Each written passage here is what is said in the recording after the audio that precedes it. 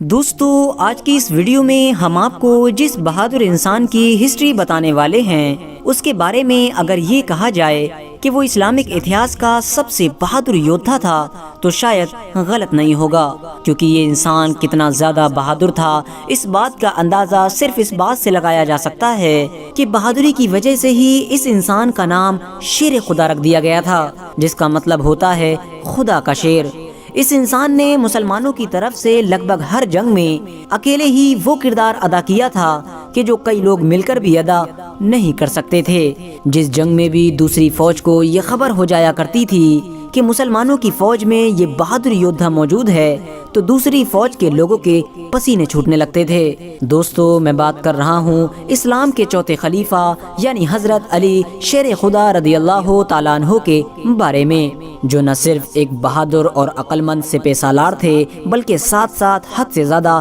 Knowledgeable انسان بھی تھے۔ یہی وجہ تھی کہ پیغمبر حضرت محمد صلی اللہ تعالیٰ علیہ وسلم کے ظاہری طور پر اس دنیا سے چلے جانے کے بعد جب لوگوں کو کوئی بھی سوال پوچھنا ہوتا تھا تو وہ حضرت علی شیر خدا کے پاس ہی آیا کرتے تھے۔ دوستو حضرت علی کی پیدائش 599 عیسوی میں عرب کے شہر مکہ میں ہوئی تھی۔ ان کے والد یعنی فادر کا نام ابو طالب اور ان کی ماں کا نام فاطمہ بنت اسد تھا۔ یہ رشتے میں پیغمبر اسلام یعنی حضرت محمد صلی اللہ تعالیٰ علیہ وسلم کے نہ صرف چچا زاد بھائی یعنی چاچا کے لڑکے تھے بلکہ بعد میں پیغمبر اسلام کے داماد بھی بن گئے تھے، کیونکہ آگے چل کر حضرت محمد صلی اللہ تعالیٰ علیہ وسلم نے اپنی پیاری بیٹی یعنی حضرت فاطمہ الزہرا کا نکاح حضرت علی کے ساتھ کروا دیا تھا۔ کربلا میں شہید ہونے والے مشہور حضرت امام حسین رضی اللہ تعالیٰ عنہ بھی حضرت علی رضی اللہ تعالیٰ عنہ کے ہی بیٹے تھے، اور یہی وجہ تھی کہ وہ پروفیٹ حضرت محمد صلی اللہ تعالیٰ علیہ وسلم کے نواسے بھی تھے۔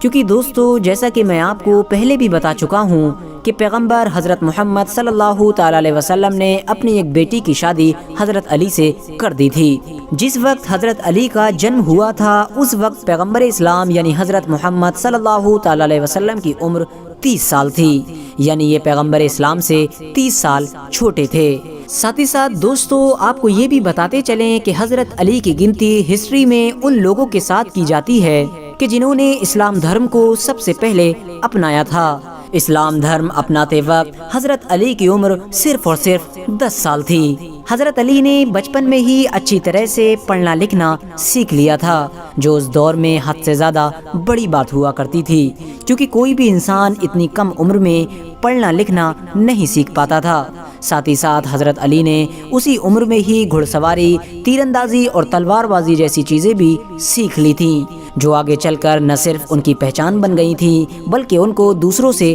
الگ بھی بناتی تھیں۔ 53 سال کی عمر میں جب پیغمبر اسلام یعنی حضرت محمد صلی اللہ تعالیٰ علیہ وسلم نے مکہ شہر چھوڑ کر مدینہ جانے کا فیصلہ کیا تو اس فیصلے کی وجہ سے دوسرے مسلمانوں نے بھی مکہ شہر چھوڑ کر مدینے کی طرف جانا شروع کر دیا۔ مدینے میں آباد ہونے کے صرف اور صرف 2 سال بعد ہی حضرت محمد صلی اللہ تعالیٰ علیہ وسلم نے اپنی سب سے پیاری بیٹی یعنی حضرت فاطمہ الزہرا رضی اللہ تعالیٰ عنہ کا نکاح حضرت علی سے کروا دیا۔ جس وقت حضرت علی کا نکاح پیغمبر اسلام یعنی حضرت محمد صلی اللہ تعالیٰ علیہ وسلم کی بیٹی سے ہوا تھا اس وقت حضرت علی کے پاس صرف اور صرف ایک گھوڑا اور ایک زرہ موجود تھی۔ حضرت علی نے اپنی وہ زرہ حضرت عثمان رضی اللہ تعالیٰ عنہ کے ہاتھوں بیچ دی، جن کی گنتی اس دور میں سب سے امیر مسلمانوں میں کی جاتی تھی۔ حضرت عثمان غنی نے حضرت علی سے وہ زرہ 480 درہم میں خریدی تھی، اور زرہ خریدنے کے بعد اس زرہ کو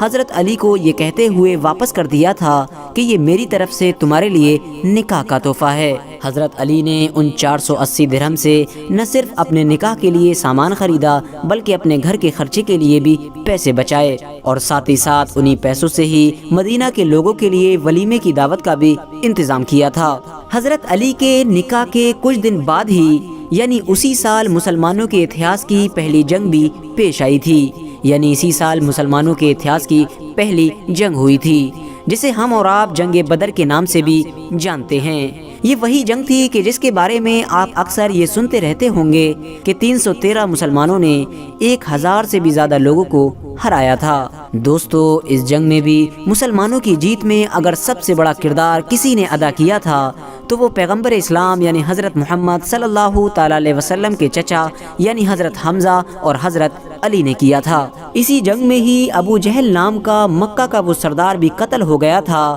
کہ جسے مسلمانوں کا سب سے بڑا دشمن مانا جاتا تھا۔ جنگ بدر کے بعد بھی مسلمانوں نے لگاتار کئی جنگیں لڑیں اور لگ بھگ سبھی جنگوں میں حضرت علی نہ صرف شامل ہوئے بلکہ ایک اہم کردار بھی ادا کیا تھا۔ لیکن حضرت علی کو اتہاس میں جس جنگ کی وجہ سے سب سے زیادہ یاد کیا جاتا ہے وہ جنگ ہے جنگ خیبر، کیونکہ اس جنگ میں حضرت علی نے ناممکن کو ممکن بنا دیا تھا اور مسلمانوں کو جیت دلا دی تھی۔ دوستو ہوا یہ کہ عرب کے علاقے یعنی خیبر میں 8 قلعے موجود تھے۔ جب مسلمانوں کی فوج نے اس علاقے پر اٹیک کیا تھا تو ویسے تو لگ بھگ سبھی قلعے ایک ایک کر کے بڑی آسانی کے ساتھ فتح ہو گئے تھے، لیکن قموس نام کا وہ ایک قلعہ کہ جو سب سے زیادہ مضبوط مانا جاتا تھا اور جسے جیتنا بالکل ناممکن سمجھا جاتا تھا وہ فتح نہ ہو سکا تھا۔ بہت زیادہ کوشش کرنے کے باوجود بھی مسلمانوں کی فوج کچھ نہ کر سکی تھی۔ پہلے دن اس قلعے پر حملہ کرنے کے لیے پیغمبر حضرت محمد صلی اللہ تعالی علیہ وسلم نے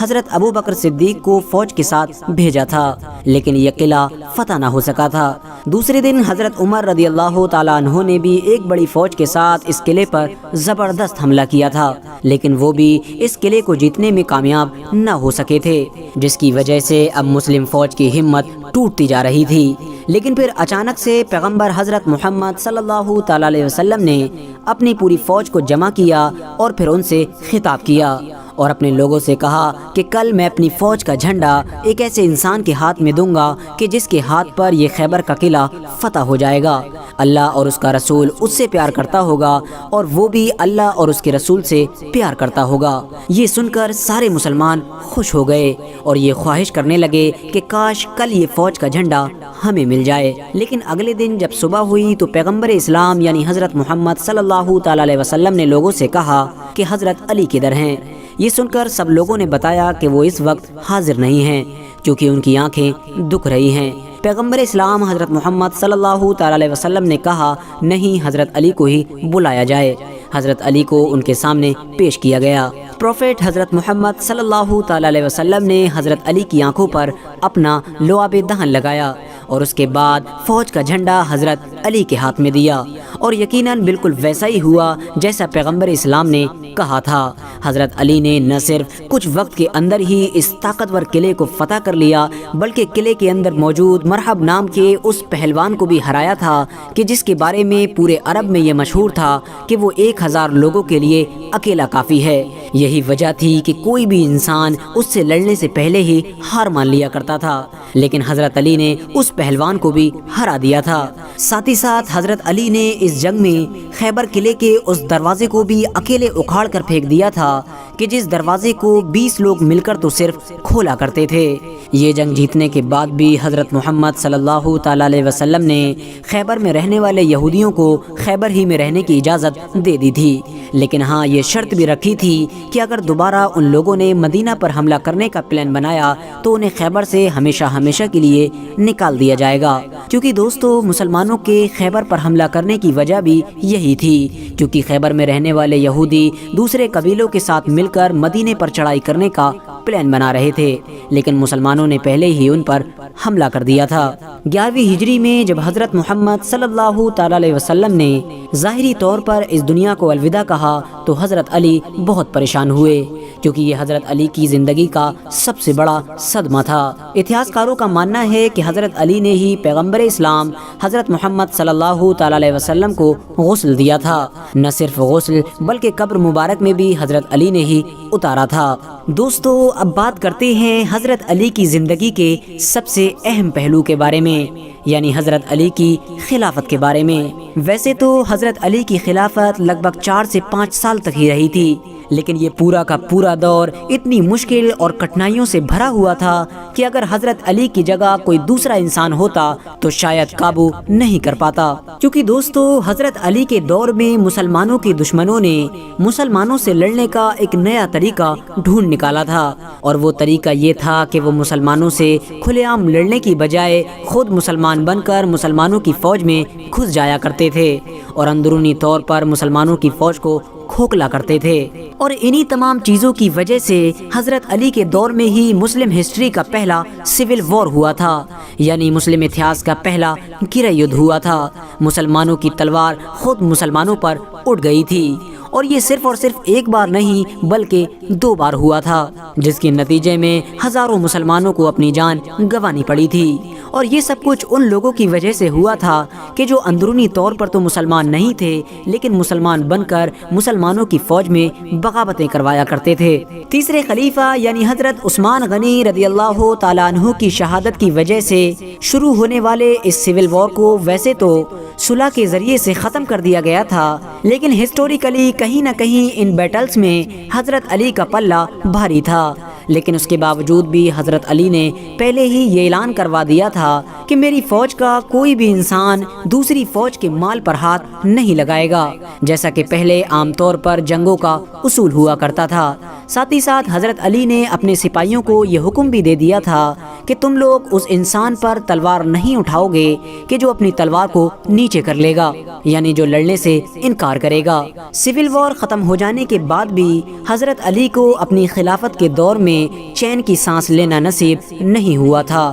اور خارجیوں کی طرف سے سازشیں لگاتار بڑھتی ہی جا رہی تھیں۔ ان سازشوں کی آگ اتنی زیادہ تیز ہو گئی تھی کہ آخرکار ایک دن جب حضرت علی فجر کی نماز پڑھنے کے لیے جا رہے تھے تو عبد الرحمن ابن ملجم نام کے ایک خارجی نے حضرت علی کے اوپر حملہ کر دیا۔ یہ حملہ ایک ایسی تلوار کے ذریعے سے کیا گیا تھا کہ جو زہر سے سنی ہوئی تھی۔ حملہ کرنے والے انسان یعنی عبد الرحمن ابن ملجم کو فوراً گرفتار کر لیا گیا، اور حضرت علی نے فوراً اپنے بیٹے یعنی حضرت امام حسن اور حضرت امام حسین کو بلایا، اور ان دونوں کو یہ نصیحت کی کہ اگر میں اس زخم کی وجہ سے شہید ہو جاؤں تو تم لوگ بھی میرے قاتل کو قتل کر دینا، کیونکہ ہماری شریعت کا یہی حکم ہے، لیکن اگر میں اس زخم سے بچ گیا تو پھر میری مرضی ہے، میں چاہوں تو اسے سزا دوں یا پھر معاف کر دوں۔ دوستو، اسی دن حضرت علی کے ساتھ ساتھ حضرت امیر معاویہ رضی اللہ تعالیٰ عنہ اور حضرت عمر بن عاص کو بھی شہید کرنے کا